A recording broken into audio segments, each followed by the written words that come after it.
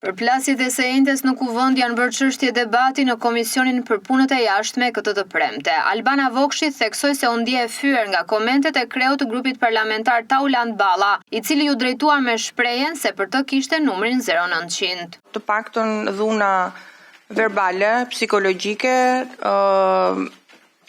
institucionale, s'po kaloj te fizike, nuk ka vënd në parlament. Në fakt, duat ndaj me ju që nuk jam dje refyer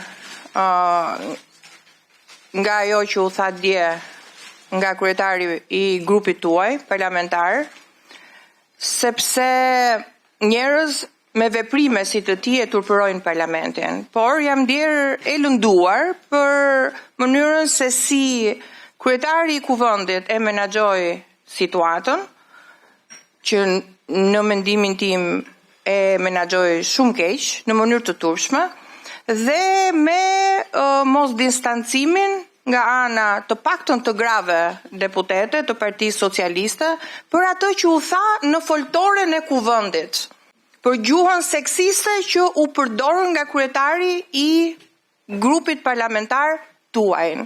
Demokratët e cilësuan gjuhën e përdorur si të papranueshme për një institucion si parlamentin, ndërsa socialistët thanë se kjo çështje tashmë i ka kaluar Këshillit e Etikës. Te komisionin që ta votoj dhe të mbani një qendrim për kërkesën time procedurale për dalë me një deklaratë që dënon dhunën e djeshme verbale ndaj zonjës Vokshi në cënim të dinjitetit saj njerëzor dhe në cënim të vlerave më të larta morale që duhet ketë ai parlament gjatë ushtrimit të aktivitetit vet.